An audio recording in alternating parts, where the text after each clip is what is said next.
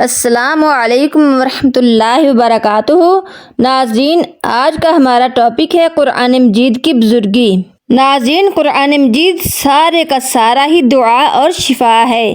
اگر کوئی صرف قرآن مجید ہی پڑھتا رہے اور کوئی دعا نہ مانگے تو اللہ تعالیٰ اس کو دعا کرنے والے سے بھی زیادہ عنایت فرمائے گا۔ سبحان اللہ۔ چنانچہ نبی کریم صلی اللہ علیہ وآلہ وسلم ترمذی شریف کی ایک حدیث قدسی میں فرماتے ہیں، من شغلہ القرآن عن ذکری ومسألنی اعطیتہ افضل ما اعطی السائلین۔ جو قرآن مجید پڑھنے کی وجہ سے میری یاد اور سوال سے باز رہا تو میں اس کو سوال کرنے والوں سے بھی زیادہ دوں گا، کیونکہ قرآن مجید کا پڑھنے والا اللہ تعالیٰ سے ہم کلام ہوتا ہے اور اللہ تعالیٰ اپنے کلام کو زیادہ توجہ سے سنتا ہے، اور اللہ تعالیٰ کے کلام کی بزرگی تمام کلاموں پر ایسی ہے جیسے اللہ تعالیٰ کی بزرگی تمام مخلوق پر۔ ناظرین، قرآن مجید کی تعریف انسانی طاقت سے باہر ہے۔ چند حدیث مبارکہ کا ترجمہ ہدیہ ناظرین کیا جاتا ہے۔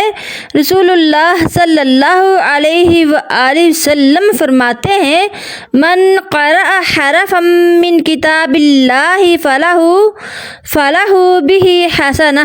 جس نے قرآن مجید کا ایک حرف پڑھا اس کو نیکی ملے گی، اور ایک نیکی کا ثواب 10 نیکی کے برابر ہے۔ الف لام میم ایک حرف نہیں ہے، بلکہ الف ایک حرف ہے، لام ایک حرف ہے اور میم ایک حرف ہے، تو ان تینوں حرفوں کے بدلے میں 30 نیکیاں ملیں گی۔ اور پورے قرآن مجید میں 3,22,670 حروف ہیں، تو پورے قرآن مجید کے پڑھنے کا ثواب 32,26,700 ملے گا۔ اور فرمایا، جس نے قرآن مجید پڑھ کر اس پر عمل کیا تو اس کے ماں باپ کو ایک ایسا تاج پہنایا جائے گا کہ جس کی روشنی آفتاب کی چمک سے بھی زیادہ ہوگی۔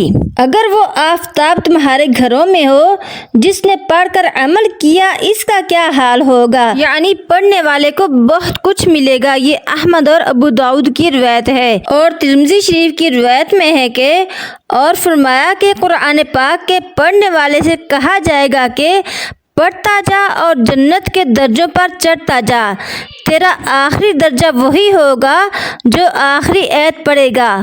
اور قرآن مجید میں 6,666 آیتیں ہیں، تو ان کو اسی قدر درجے ملیں گے، اور ہر 2 درجوں کے درمیان زمین اور آسمان کے برابر فاصلہ ہے۔ اور بزار میں ہے کہ اور فرمایا، جس نے قرآن مجید پڑھا اور اس کے حلال کو حلال اور اس کے حرام کو حرام جانا تو اللہ تعالیٰ اس کو جنت میں داخل کرے گا، اور اس کے گھرانے کے 10 دوزخی آدمیوں کے بارے میں اس کی شفاعت قبول فرمائے گا۔ جس گھر میں قرآن مجید پڑھا جاتا ہے اس میں برکت زیادہ ہوتی ہے، اور جس گھر میں قرآن مجید نہیں پڑھا جاتا اس میں برکت نہیں ہوتی۔ اور بہقی کی ایک روایت میں ہے کہ آپ صلی اللہ علیہ وآلہ وسلم نے فرمایا، افضل عبادت امتی قراءۃ القرآن۔ میری امت کی بہترین عبادت قرآن مجید کی تلاوت ہے، اور قرآن مجید کی ظاہری تعظیم بھی کرنی چاہیے، اس سے بہت زیادہ ثواب ملتا ہے۔ زمین پر قرآن مجید کے گرے ہوئے ورقوں کو اٹھانے والا اللہ تعالیٰ کا ولی ہوتا ہے، اور اللہ تعالیٰ کے نام کے لکھے ہوئے کاغذوں کو زمین سے اٹھانے والے علیین میں بلند مرتبہ پائیں گے۔ حضرت علی رضی اللہ تعالیٰ عنہ روایت کرتے ہیں کہ رسول اللہ صلی اللہ علیہ وآلہ وسلم نے فرمایا ہے کہ زمین پر جب کوئی کتاب گر پڑتی ہے تو اس کی حفاظت کے لیے اللہ تعالیٰ فرشتوں کو بھیج دیتا ہے۔